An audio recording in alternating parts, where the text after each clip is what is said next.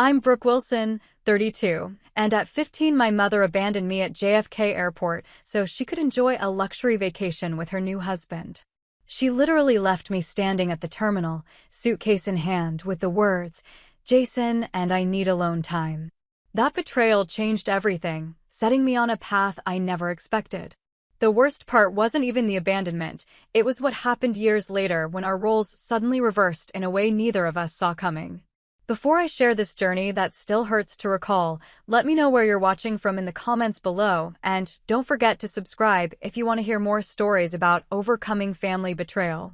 Growing up, we were your typical middle-class American family, at least that's what I thought. My father Michael worked as an accountant for a local firm, bringing in a steady but modest income. My mother Amber stayed home until I started middle school, then took a part-time job at a boutique downtown. We lived in a comfortable three-bedroom house in a decent neighborhood in New Jersey. Nothing extravagant, but we had everything we needed. At least, I thought we did. Looking back, I can see the signs that my mother was never truly satisfied with our lifestyle. While Dad and I were content with our annual camping trips to the Poconos and occasional weekends at the Jersey Shore, Mom would flip through luxury travel magazines, sighing dramatically at photos of overwater bungalows in Bora Bora and five-star resorts in the Maldives. One day, she'd say, tracing her finger over images of infinity pools overlooking crystal-clear oceans, "One day I'll experience the finer things." Dad would smile indulgently, but I noticed how his eyes would cloud with worry. "We have a good life, Amber," he'd say. "Maybe when we're older and I've saved more." But that answer was never enough. Mom would snap the magazine shut, muttering about limited thinking and how some people lack ambition. The tension between them grew gradually. I'd wake up to hushed arguments about credit card bills and unnecessary purchases.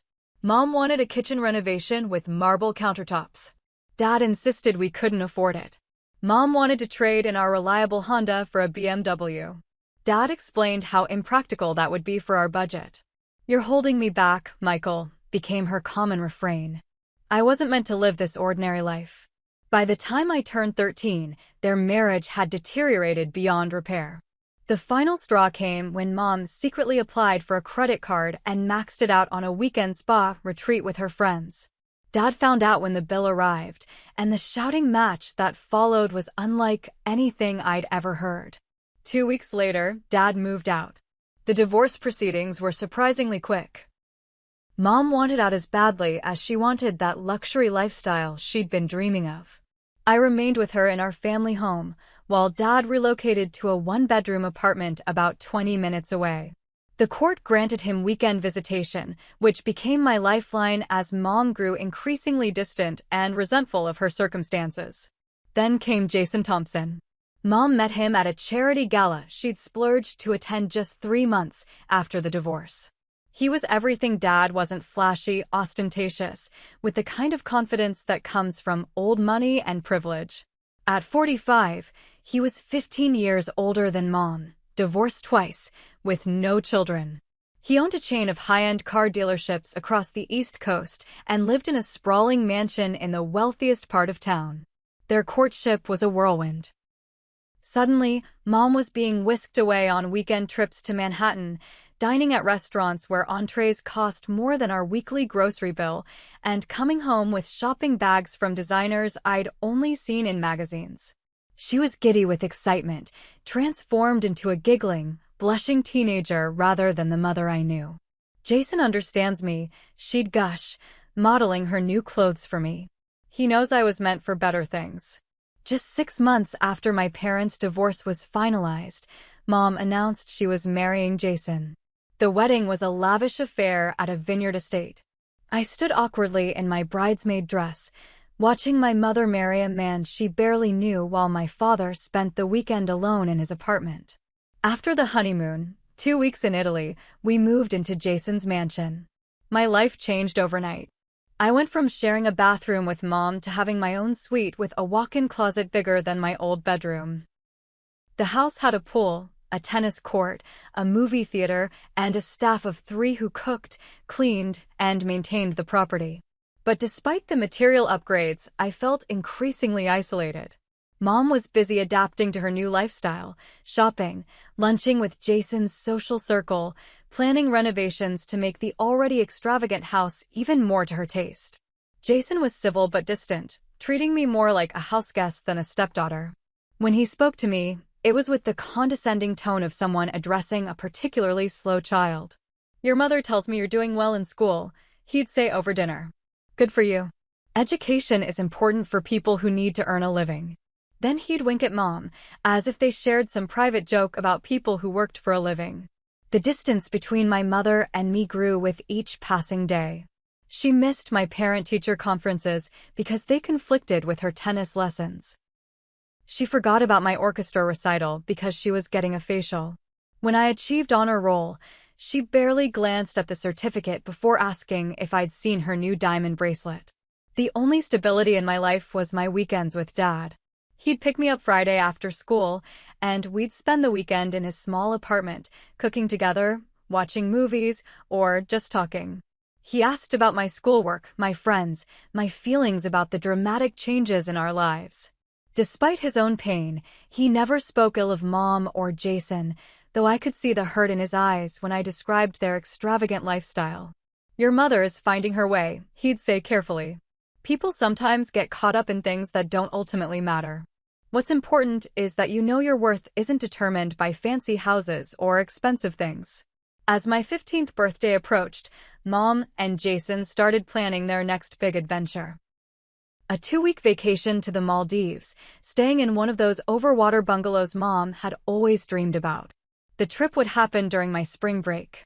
"You're going to love it," Mom said, showing me pictures on her iPad. "The water is so clear you can see straight to the bottom. And there's a glass floor in the bedroom so you can watch fish swim underneath while you fall asleep." I was surprised but pleased that they planned to include me. Maybe this trip would give Mom and me a chance to reconnect. Maybe away from all the distractions of her new life, she'd remember how to be my mother again. How wrong I was. April 12th. I'll never forget that date. It was a crisp spring morning when our driver loaded our luggage into Jason's Range Rover for the trip to JFK Airport. I'd packed carefully, following Mom's instructions about appropriate attire for a luxury resort. I'd even used my savings to buy a new bathing suit, wanting to fit in with my glamorous mother and stepfather. The drive to the airport was filled with Jason and Mom discussing their plans: scuba diving, couples massages, private dinners on the beach. I sat quietly in the back seat, imagining myself snorkeling in those crystal waters, taking photos to show Dad and my friends when we returned. We checked in our luggage at the international terminal, and I handed my passport to the airline representative along with Mom and Jason's. The woman processed their documents first, then frowned slightly when she looked at mine. "I don't see a reservation for Brooke Wilson," she said, typing something into her computer. "Check again," Mom said sharply. "She's traveling with us." The woman checked again and shook her head. "I'm sorry, ma'am. I only have reservations for Amber and Jason Thompson." I looked at Mom, confused. Did they make a mistake? That's when I saw it. The quick exchange of glances between Mom and Jason, the slight curl of his lip, the way Mom's shoulders tensed before she turned to me with a practiced smile. "Honey, there's been a change of plans," she said, her voice artificially bright. "Jason and I decided this will be an adults-only trip. A second honeymoon, really." My stomach dropped. "What?" "Your father is coming to pick you up," she continued, avoiding my eyes. "We thought it would be best if you stayed with him during break instead." "But my suitcase," I stammered, watching as the attendant tagged and sent Mom and Jason's luggage down the conveyor belt. "Oh, we can just bring that back with us," Mom said dismissively. "You have plenty of clothes at your father's." "When is Dad coming?" I asked, my voice small as the reality of what was happening began to sink in. Mom glanced at her diamond-encrusted watch, a recent gift from Jason. "He should be here any minute." We told him noon. I checked my own watch. It was 11:45 a.m. "So I'll just wait here?"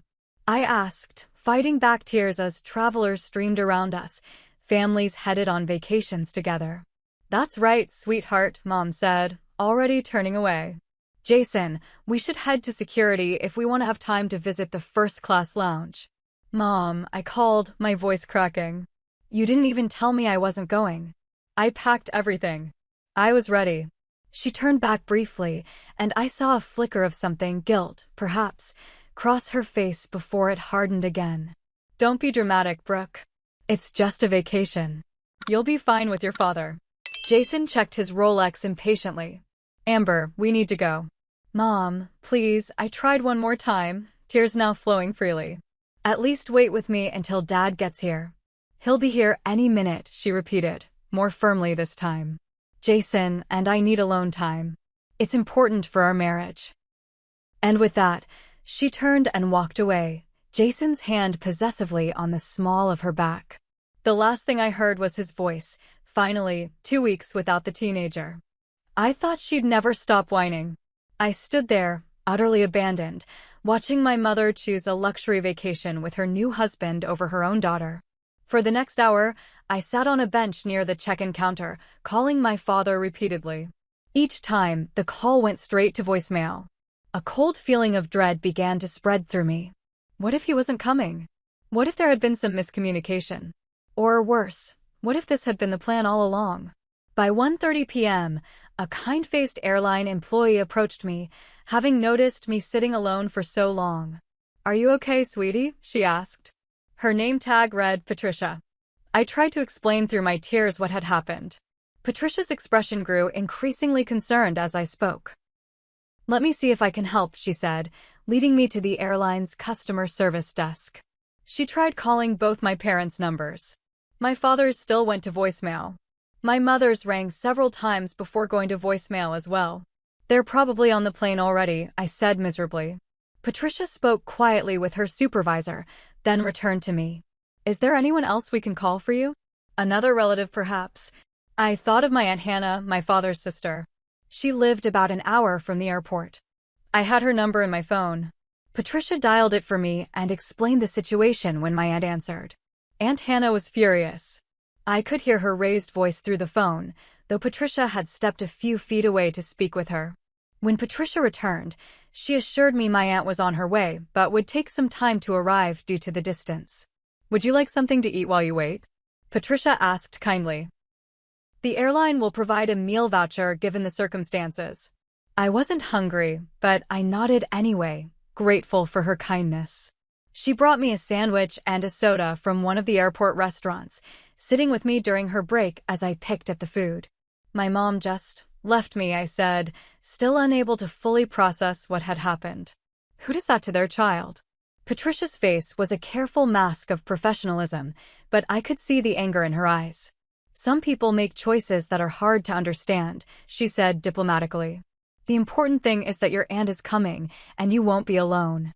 3 agonizing hours later, Aunt Hannah burst into the terminal, her face flushed with a combination of worry and rage. She pulled me into a fierce hug, then held me at arm's length, examining me as if checking for injuries. "Are you okay?" "I can't believe Amber would do this." "And your father," she stopped herself, taking a deep breath. "Let's get you home. We'll sort everything out." As we drove away from the airport, I stared out the window, numb with shock and betrayal. Aunt Hannah explained that my father had been rushed to the hospital that morning with appendicitis. He was in surgery when Mom and Jason should have been communicating with him about the change of plans. "He had no idea," Aunt Hannah said, her knuckles white on the steering wheel. "He's still in the hospital recovering. When I told the nurses what happened, they had to give him something to calm him down because he was trying to get out of bed to come get you. So that was it." My mother had abandoned me at an airport, knowing my father was physically unable to come get me. She had left me, her 15-year-old daughter, alone and afraid, just so she could enjoy a luxury vacation with her new husband. As we pulled into Aunt Hannah's driveway, I checked my phone one last time. There was a single text from my mother. "Hope you found your dad. Having drinks on the beach. Signal spotty here. Talk in 2 weeks." Not even a question about whether I was safe. Not a hint of concern or remorse. That was the moment I realized the mother I thought I knew was gone, if she had ever existed at all. After my father was released from the hospital 3 days later, we had a serious conversation about my living arrangements. Up until then, the custody arrangement had given my mother primary custody, with Dad having weekend visitation. But after the airport incident, Dad was determined to change that. "I want you to live with me full-time, Brooke," he said as we sat in Aunt Hannah's living room. He was still pale from his surgery, moving gingerly as he shifted in his seat. "What your mother did was unacceptable. It was abandonment, plain and simple. Will the court allow it?" Aunt Hannah asked, bringing in a tray of tea. "Amber has primary custody." "I've already spoken with my lawyer," Dad replied. "Given the circumstances, we have a strong case for a modification. Especially since Brooke is 15 and the court will take her preference into account." I nodded, feeling a wave of relief wash over me. The thought of returning to my mother's, to Jason's mansion, filled me with anxiety. "I want to live with you, Dad." During the 2 weeks my mother was in the Maldives, my father's lawyer filed the necessary paperwork. Mom's communication during her vacation was minimal, a few sporadic text messages with photos of tropical drinks and sunsets, but never any questions about how I was doing or whether I was okay after being abandoned at the airport. When she finally returned, tanned and laden with shopping bags, she was served with papers requesting an emergency custody modification. Her reaction was a mixture of surprise and indignation.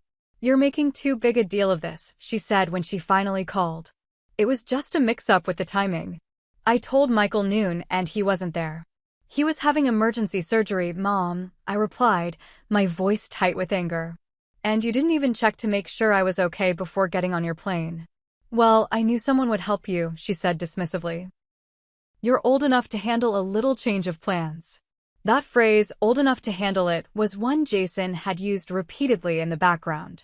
I could hear his voice coaching her through the conversation. "I'm still 15, Mom," I said quietly.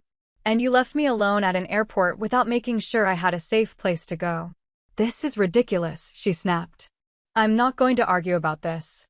You'll be back home by the weekend." But I wasn't. The family court judge granted my father temporary full custody pending a formal hearing, citing the airport abandonment as evidence of concerning judgment by my mother. Moving in with Dad full-time required some adjustments. His one-bedroom apartment wasn't designed for a teenage girl to live there permanently. He immediately gave me his bedroom and took the sofa bed in the living room, despite my protests. "It's temporary," he assured me. "I'm looking for a 2-bedroom place. We'll make this work, Brooke. I promise."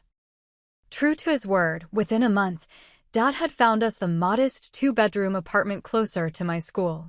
It wasn't fancy, no swimming pool, no home theater, none of the luxuries I'd briefly experienced at Jason's mansion, but it felt like a home in a way that mansion never had. Dad hung my art projects on the refrigerator. He attended every school event. He learned to French braid my hair by watching YouTube tutorials. And when nightmares about being abandoned woke me in the early hours, he was always there with hot chocolate and patience, listening as I processed my fears. My mother's interest in maintaining our relationship waned with remarkable speed once I was no longer living under her roof. The formal custody hearing was a formality. She didn't even contest Dad's request for full custody, sending her lawyer with a statement that she recognized her daughter needed time with her father and requested only occasional weekend visitation, when her schedule permitted. Those weekends rarely materialized. She'd call last minute to cancel, citing charity galas, spa weekends, or impromptu trips with Jason. Each cancellation hurt less than the one before, as I gradually accepted the reality of who my mother truly was. Meanwhile, I started seeing a therapist named Dr. Brenner, who specialized in adolescent psychology. The betrayal and abandonment had left deep wounds, manifesting in anxiety, trust issues, and a fear of being left behind that affected my friendships and school performance. "What you're experiencing is a normal response to an abnormal situation," Dr. Brenner explained during one session. "Your mother's actions violated one of the most fundamental bonds, the parent-child relationship. It's okay to feel angry, hurt, and confused."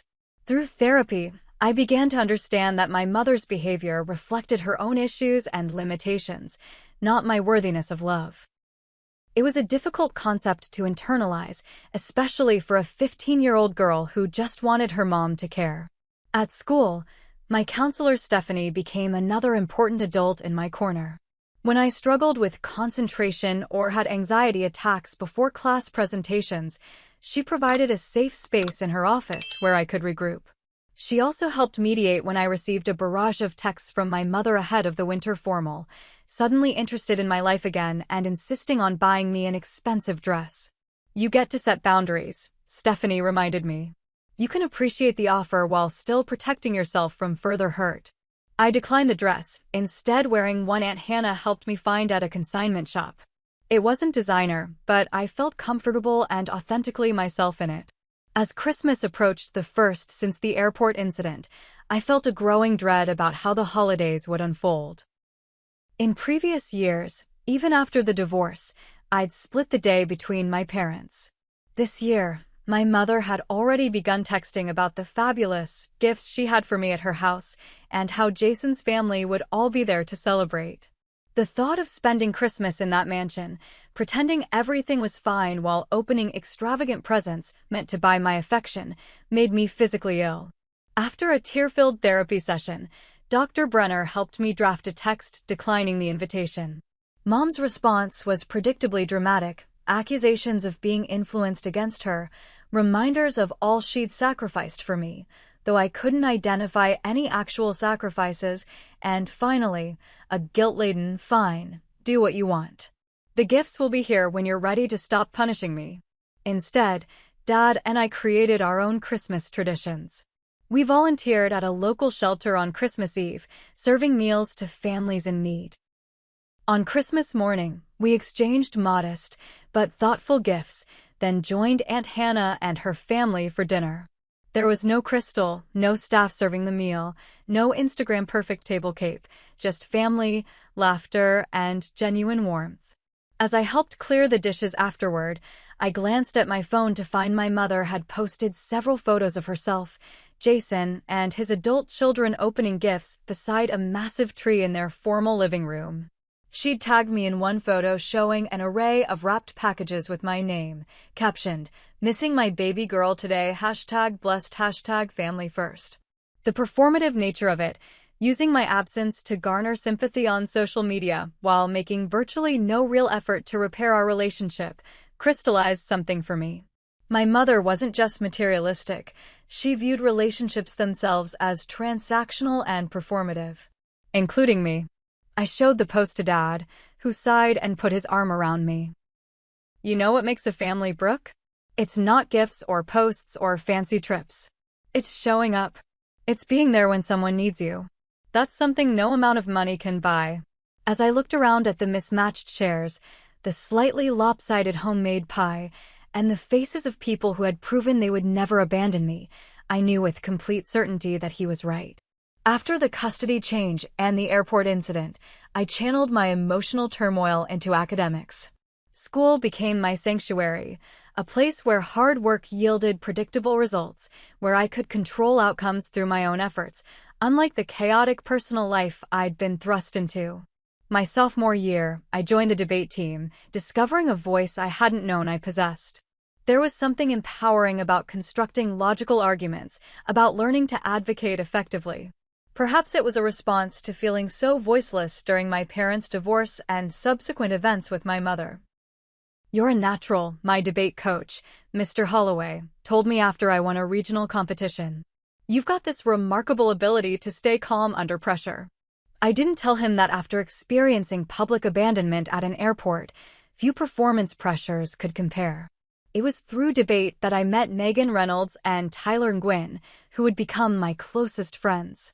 Megan's parents were divorced too, though her situation was amicable compared to mine. Tyler lived with his grandmother after losing both parents in a car accident when he was 12.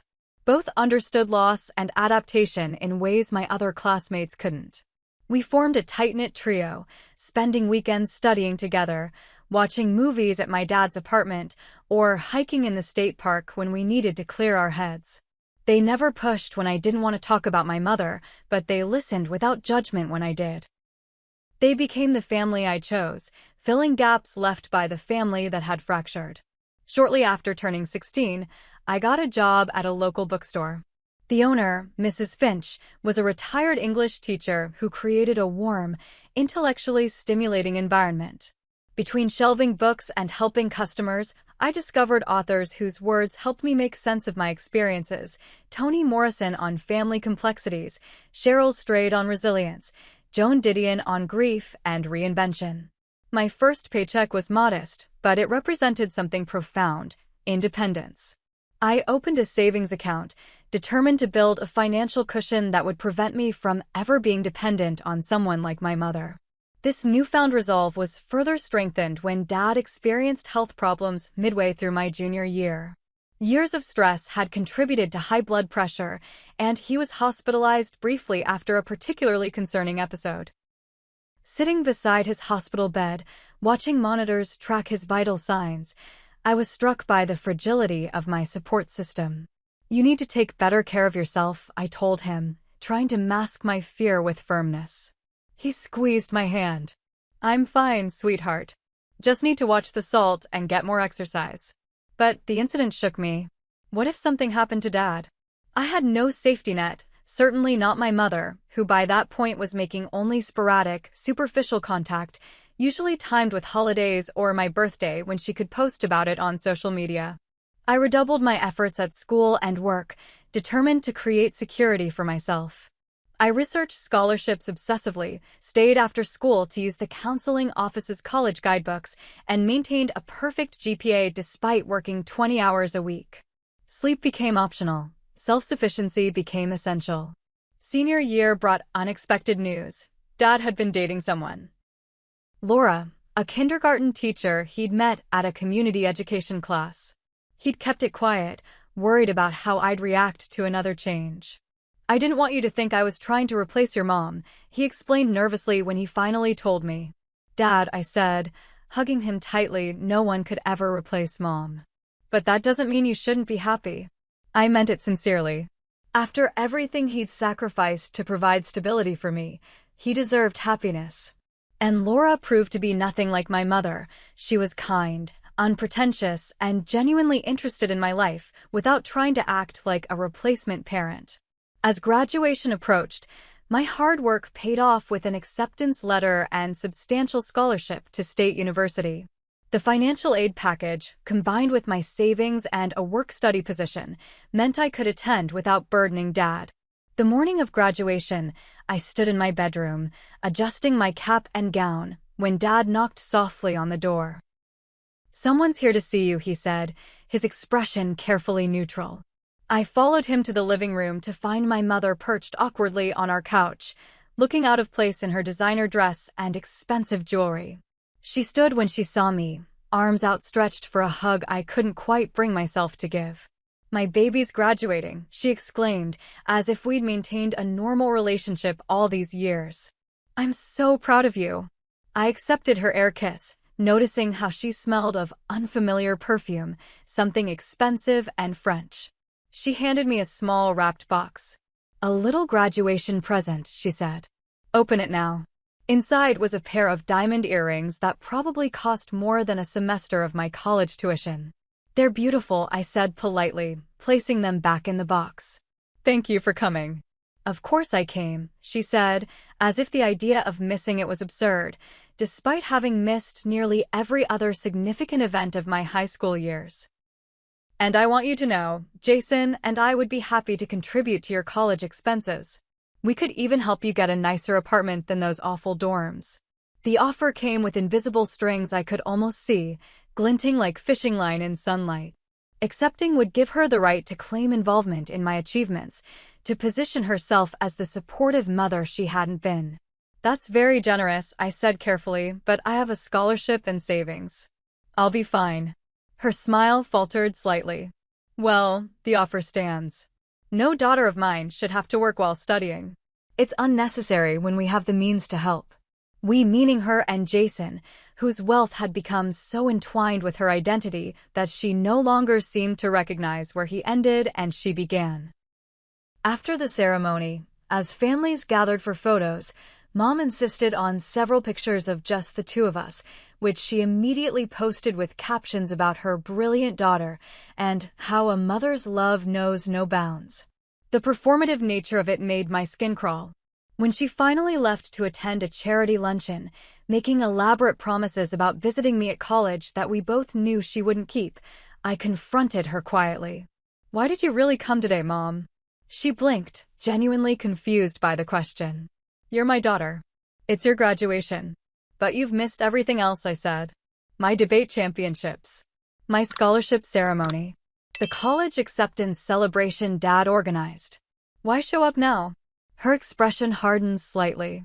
"I don't think that's fair, Brooke. I've been giving you space since you've made it clear you prefer living with your father. I can't win with you, I stay away, you're angry. I show up, you're still angry." "I'm not angry," I said, surprising myself with the realization that it was true. "I'm just clear-eyed now. You come to events you can post about. You offer financial help that would let you claim credit for my achievements. But you've never once asked how I felt about being abandoned at that airport. You've never acknowledged what that did to me." She glanced around, clearly uncomfortable with having this conversation in public. "That was a misunderstanding that you and your father blew out of proportion. And frankly, I'm tired of being villainized for it. I've apologized." But she hadn't. Not really. Not in any way that took responsibility or showed genuine remorse. "I hope you enjoyed the ceremony," I said finally, stepping back. "Thank you for the earrings." As I walked away to find Dad and Laura, I felt a weight lifting, the burden of seeking validation from someone incapable of providing it. I was headed to college, building a life on my own terms, free from the emotional chaos of my mother's conditional affection. That summer passed quickly with preparations for university. I sold the diamond earrings, with Dad's reluctant blessing, and added the money to my emergency fund. The symbolism wasn't lost on me, converting my mother's attempt at buying affection into practical security for my future. When move-in day arrived, Dad and Laura helped transport my modest belongings to campus. My roommate Jasmine arrived with her parents, the five of us working together to arrange furniture and hang posters. As we shared pizza afterward, sitting cross-legged on dorm room floors, I realized I'd created something precious, a chosen family bound by genuine care rather than obligation or appearance. Mom sent a lavish care package 2 weeks later, gourmet snacks, expensive skincare products, and a note saying she'd love to visit when things calmed down. The package arrived the same day I learned I'd been accepted for a research assistant position with a psychology professor studying family dynamics and resilience in adolescence. The irony wasn't lost on me. My mother's abandonment had inadvertently set me on a path toward understanding the very dynamics that had shaped my life.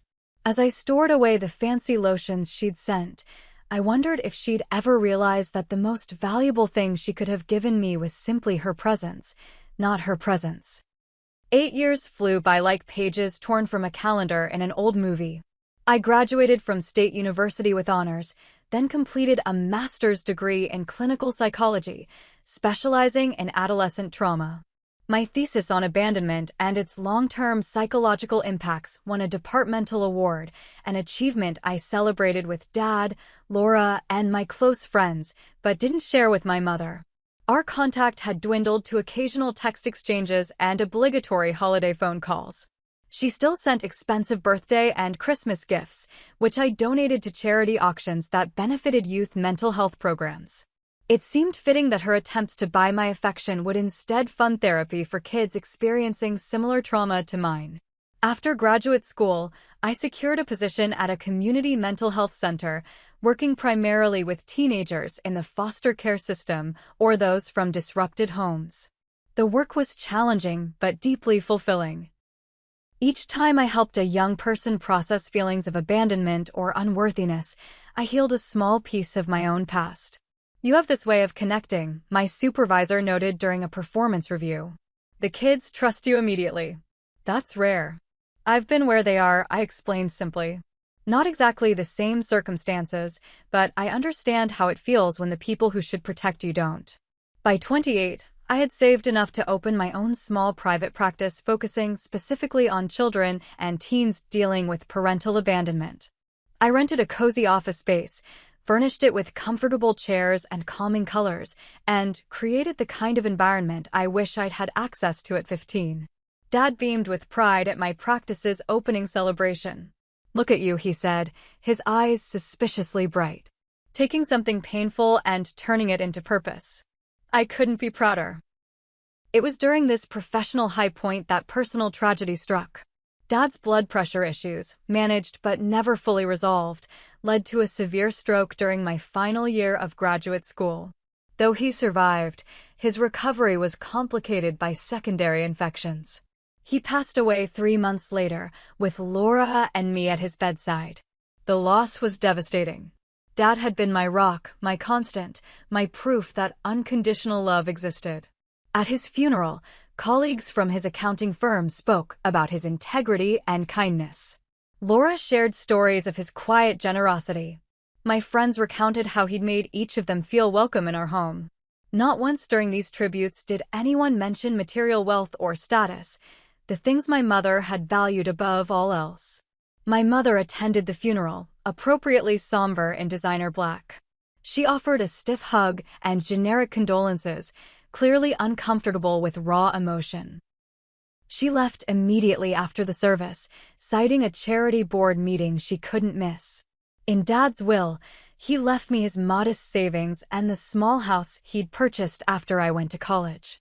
The house wasn't grand, a simple 3-bedroom in a quiet neighborhood, but it represented financial security and a physical connection to him.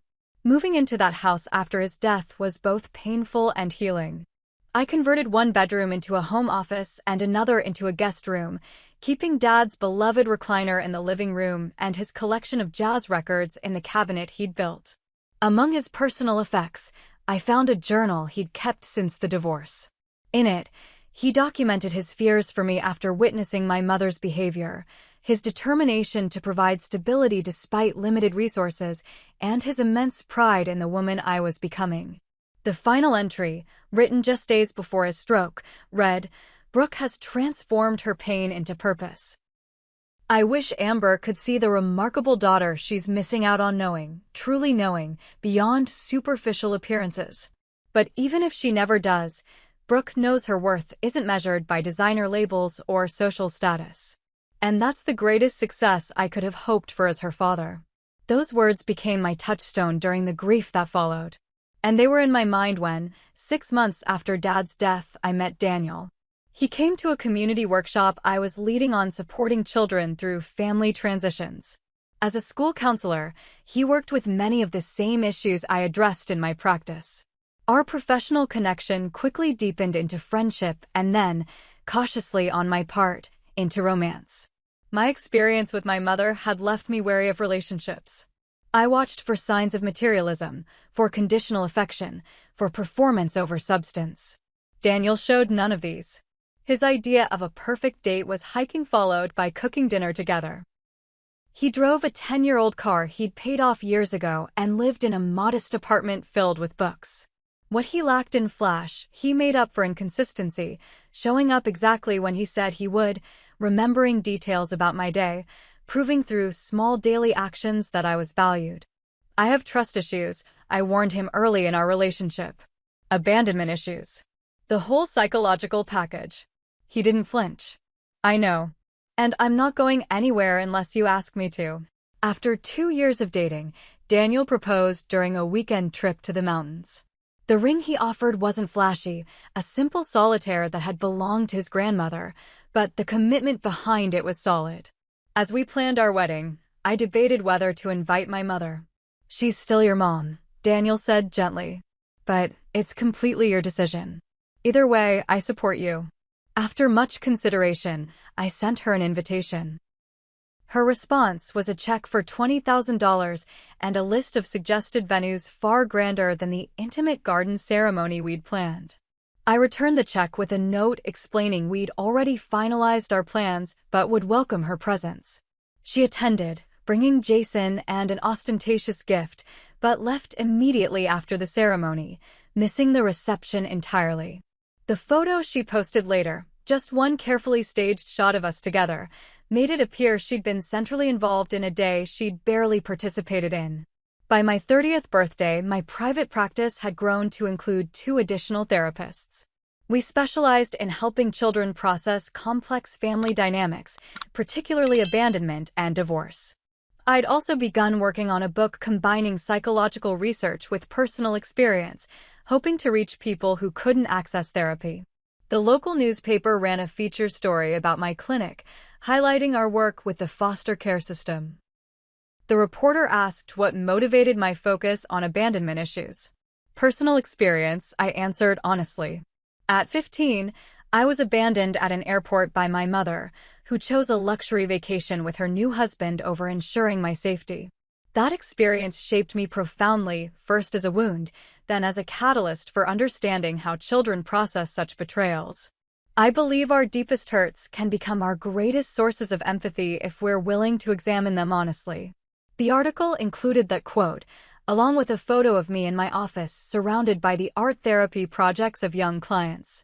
It appeared in the Sunday edition and was subsequently picked up by several online publications focusing on mental health. 3 days later, I received an email from an address I didn't immediately recognize. The subject line read simply, "I saw the article." When I opened it, I was stunned by its contents. "Brooke," it began. "I just read about your work in the paper. I know it's been a long time since we've really talked. I'm wondering if we could meet for coffee? There are things I need to say to you in person. Please." Mom. The tone was different from her usual communications, no false cheer, no extravagant offers, no social media-ready phrases. Just a simple, direct request. I showed the email to Daniel that evening. "What do you think she wants?" he asked. "I have no idea," I replied honestly. "We haven't had a real conversation in years. Just performative holiday calls and the occasional text. Are you open to hearing what she has to say?" I considered the question carefully. "I think so. I've done enough therapeutic work to have boundaries. And I'm curious." After consulting with my own therapist about setting appropriate expectations, I replied to my mother's email, suggesting a coffee shop near my office, neutral territory. She responded within minutes, agreeing to meet the following afternoon. As I closed my laptop, I felt a strange mixture of apprehension and something like hope, not for reconciliation necessarily, but for closure, for answers to questions that had lingered for years. Why had she really abandoned me that day? Did she ever regret the choices she'd made? Had she ever truly seen me as more than an accessory to her curated life? I didn't expect satisfying answers. But for the first time in years, I was ready to ask the questions. The coffee shop I'd chosen was busy but not crowded, a place where we could talk without being overheard, but public enough that I could leave easily if needed. I arrived 15 minutes early, selecting a table near the back with a clear view of the entrance. At precisely 2 p.m., the door opened, and for a moment I didn't recognize the woman who entered. She scanned the room anxiously, and only then did I realize it was my mother. Gone were the designer clothes, the perfectly highlighted hair, the statement jewelry. The woman walking hesitantly toward me wore jeans and a simple blouse, her hair pulled back in a practical ponytail showing significant gray at the temples. She looked older, certainly, but it was more than that. She looked diminished somehow, as if someone had turned down her internal volume. "Brooke," she said, her voice catching slightly. "Thank you for meeting me." I gestured to the chair across from mine, studying her as she sat down. Up close, the changes were even more apparent. Fine lines around her eyes, no evidence of the Botox she'd once religiously maintained. Her nails were short and unpolished, her only jewelry a simple watch and wedding band. "Would you like something to drink?" I asked, falling back on social niceties to navigate the awkwardness. "Just tea, please. Herbal if they have it." I signaled a barista, ordered her tea and another coffee for myself, then turned back to face her. "You wanted to talk." She nodded, fidgeting with a paper napkin.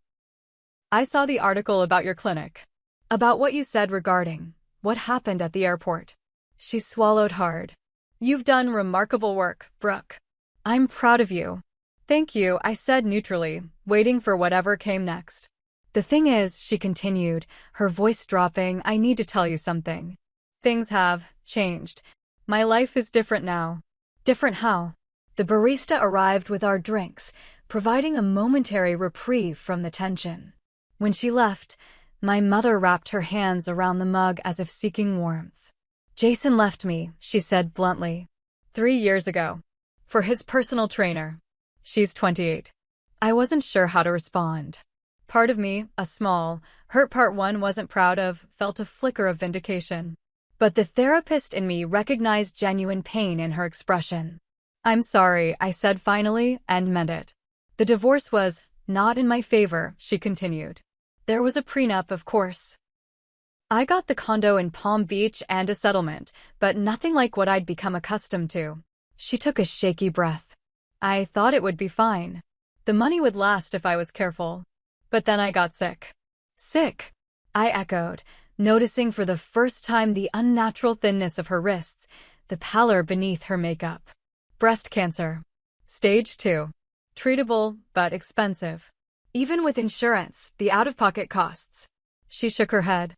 I had to sell the condo. Then the car. Now I'm renting a 1-bedroom apartment and trying to find work, but it turns out there isn't much demand for 54-year-old former trophy wives with no recent work experience.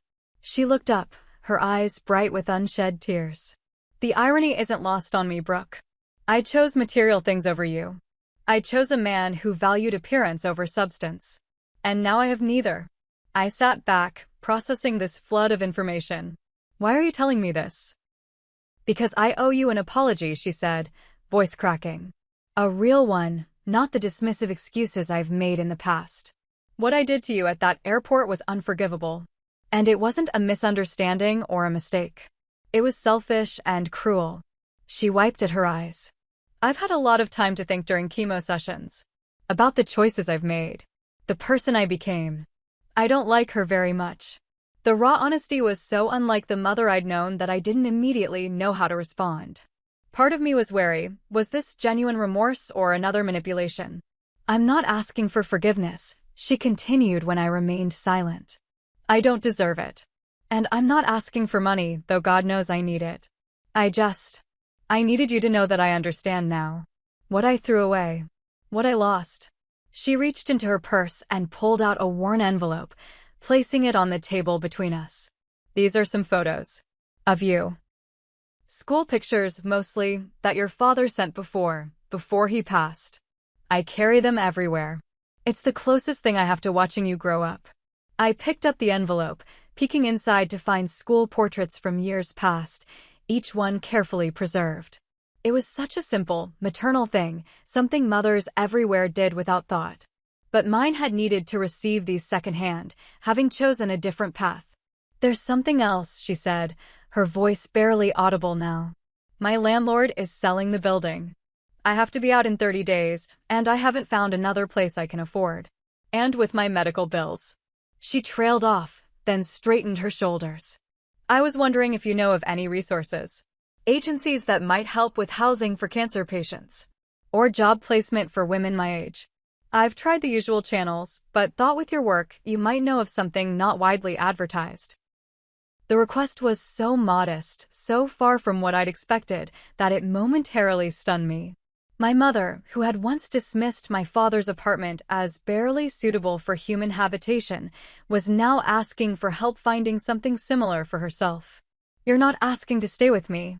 The question slipped out before I could stop it. She looked genuinely shocked. God, no. Brooke, I abandoned you. I've been a terrible mother. I would never presume to impose on you like that. In that moment, seeing her genuine surprise at my question, I began to believe that perhaps her remorse was real. I'll make some calls, I said finally. I know several social workers who specialize in helping cancer patients navigate resources. Thank you, she said, relief evident in her face. That's more than I deserve. We sat in silence for a moment, the weight of our shared past and this unexpected present filling the space between us. How are you feeling now? I asked. Health-wise. The prognosis is good. I finished radiation last month. Now it's just follow-up appointments and medications. She smiled faintly. And trying to rebuild some kind of life from the ashes of the one I burned down. As our conversation continued, I found myself studying this new version of my mother, humbled by circumstance, stripped of the materialistic armor she'd worn for so long. There was something authentic about her now that had been missing during my entire adolescence. When we finally parted ways, she hugged me briefly, awkwardly, as if unsure she had the right. "Thank you for meeting me, Brooke. It means more than you know." I watched her walk away, noticing the slight limp, a side effect of the chemotherapy, perhaps. Then I called Daniel. "How did it go?" he asked immediately. "It was not what I expected," I replied, still processing. "She's changed. Or maybe life changed her." That evening, Daniel and I had a long conversation about boundaries, compassion, and what obligations, if any, I had toward the mother who had abandoned me. "This isn't about what she deserves," Daniel said thoughtfully. "It's about who you want to be in this situation. You've built your life around helping people heal from exactly this kind of trauma. The question is whether that extends to the person who caused yours." His words resonated deeply. I'd spent years helping others navigate the complex emotions surrounding abandonment and reconciliation. Now I face those same questions in my own life. After several days of reflection and consultation with my therapist, I made a decision. I wouldn't invite my mother to live with us. That would be too much, too soon, potentially destructive to the life and boundaries I'd built. But I could help her find appropriate housing near me, where I could offer limited support while maintaining necessary distance. When I called to tell her, her gratitude was overwhelming. "I don't deserve this kindness," she said, voice thick with emotion. "Maybe not," I replied honestly. "But I'm not doing it because you deserve it. I'm doing it because it's who I choose to be." Over the next 6 months, a careful, tentative relationship began to form between my mother and me. I helped her secure a small apartment in a subsidized senior building about 20 minutes from my home. The space was modest but clean, with a community garden she could access and weekly social activities organized by the management. From the beginning, I established clear boundaries. We would meet once a week for coffee or a meal. I would help coordinate her medical appointments when needed, but she would take primary responsibility for her care. I would not provide financial support beyond the initial security deposit I'd covered. She needed to apply for appropriate assistance programs and find sustainable solutions. "I understand," she said when I outlined these terms. "You're already doing more than I have any right to expect." Watching her navigate this new reality was revealing. The woman who had once refused to shop anywhere but Neiman Marcus now scoured thrift stores for furniture. She who had employed a personal chef now learned to cook simple meals on a tight budget. And most surprisingly, she seemed almost relieved by the simplification of her life. All those years chasing status and luxury, she reflected during one of our coffee meetings. And none of it brought me joy. Not real joy. After she settled into her new place, I suggested she might consider volunteering at my clinic. We needed help with administrative tasks, filing, answering phones, organizing the children's play area. It would provide structure to her days and allow her to contribute in a meaningful way. "You'd trust me with that?" she asked, clearly surprised. "After everything?" "It's a trial basis," I clarified. "And strictly professional. But yes, I think it could work." And remarkably, it did. My mother brought an unexpected diligence to her volunteer role. She arrived early, stayed late, and treated the children and families with a gentle respect that I'd never seen from her before. When a young girl arrived in tears after being unexpectedly dropped off by her father, who had important business, my mother sat with her, offering quiet comfort until her session began. I recognized that look in her eyes, my mother told me later. "I've caused it before." 6 months into this arrangement, one of our administrative assistants left for maternity leave. I offered my mother the temporary paid position. "Are you sure that's appropriate?" she asked. "I don't want to complicate things between us. I'm your daughter outside this building," I explained. "But here, I'm the director of the clinic, making a practical staffing decision. You've proven yourself reliable in the volunteer role. This is the logical next step." Her work ethic in the paid position continued to impress me. She developed systems for streamlining our paperwork, reorganized the filing system, and showed particular skill in making nervous children feel welcome when they arrived. Parents began specifically mentioning Ms. Amber in their feedback, noting her warmth and efficiency. As her health stabilized and our professional relationship solidified, our personal relationship began a cautious thaw. Our weekly coffees expanded to occasional dinners, sometimes including Daniel. She asked thoughtful questions about our lives, listened attentively to the answers, and never once pressured for more involvement than I was ready to give. "She's really changed," Daniel observed after one such dinner. "It's like meeting an entirely different person than the one you described from your childhood." "Loss has a way of stripping people down to essentials," I replied. "She lost everything she once valued: wealth, status, youth, health. It's forced her to reconsider what actually matters." The true test of this transformation came when Daniel and I discovered we were expecting our first child. We shared the news with close friends and family, including my mother, during a small gathering at our home. "I'm going to be a grandmother," she said, tears filling her eyes. I didn't think I'd be included in something so important. After the other guests had left, she pulled me aside, her expression serious. "Brooke, I need you to know something. I understand that I have no automatic right to be part of this child's life. That will be entirely your decision, and I'll respect whatever boundaries you set." The humility of this statement, the recognition of consequences rather than entitlement, confirmed how profoundly she had changed. "I'd like my child to know their grandmother," I said carefully.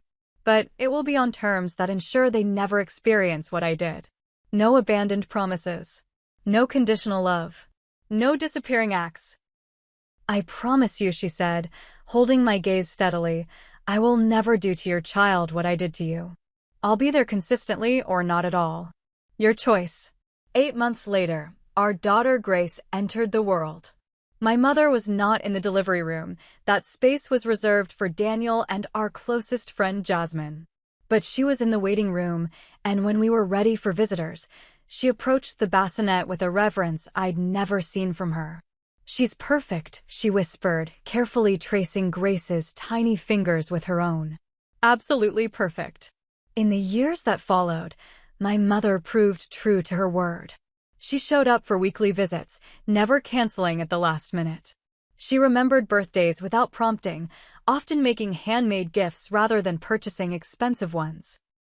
When she offered to babysit occasionally, she followed our parenting guidelines precisely, never undermining our authority or dismissing our concerns as she once had with my father. One afternoon, when Grace was 3, I arrived to pick her up from my mother's apartment and found them sitting together on the floor, looking through an old photo album. "Mommy was a little girl too," Grace was saying, pointing to a childhood photo of me. "Yes, she was," my mother replied. "And I made some big mistakes when she was growing up. That's why I try extra hard to be a good grandma now. Because everyone deserves second chances when they learn from their mistakes." The simple wisdom of that statement, delivered to a 3-year-old but meant for my ears, encapsulated the journey we'd traveled. That evening, after Grace was asleep, Daniel found me on the porch swing, lost in thought. "Heavy thoughts?" he asked, joining me. "Just reflecting," I replied. "On forgiveness. On change. On the fact that sometimes life comes full circle in ways you never expect." "Are you at peace with your relationship with your mom now?" he asked. I considered the question carefully. Peace is a good word for it. Not forgetting. Not erasing the past. But finding a way forward that honors who we are now, not just who we were then. Through my work with abandoned children, I've learned that healing rarely follows a straight line. It spirals, circles back, takes unexpected detours. The same proved true in my own life. The mother who abandoned me at 15 became the grandmother who showed up consistently for my child. The woman who chose luxury over responsibility learned, painfully, irreversibly, that relationships are the only true wealth we possess. I still help clients navigate their own complex family dynamics, drawing now not just from my experience of abandonment, but also from my journey toward conditional reconciliation. I teach them that boundaries aren't walls, but flexible membranes, allowing what's healthy to pass through while keeping harmful elements at bay. I show them that forgiveness doesn't require forgetting or even full trust. It simply means releasing the expectation that the past could have been different. Most importantly, I help them understand that while we cannot control others' choices, We always retain the power to determine our own response, to choose who we become in the face of pain. The airport where I stood abandoned at 15 could have been my defining moment, the wound that shaped all my future relationships. Instead, it became one chapter in a longer, more complex story of resilience, boundaries, and ultimately, compassion. Life rarely offers perfect resolutions or complete closure. My relationship with my mother remains a work in progress, defined by careful boundaries and tempered expectations. But there is healing in this imperfection, in the acknowledgement that human connections are both fragile and surprisingly resilient. As I close this chapter of my story, I invite you to reflect on your own experiences with betrayal and forgiveness. Have you ever had to establish boundaries with someone who hurt you? Have you witnessed genuine change in a person who once caused pain? Share your thoughts in the comments below, and don't forget to like and subscribe if this story resonated with you. Remember, your past shapes you, but it doesn't have to define you. The power to write the next chapter always remains in your hands. Thank you for witnessing this journey with me. May you find the strength to set necessary boundaries and the wisdom to recognize genuine transformation when it appears in your own life.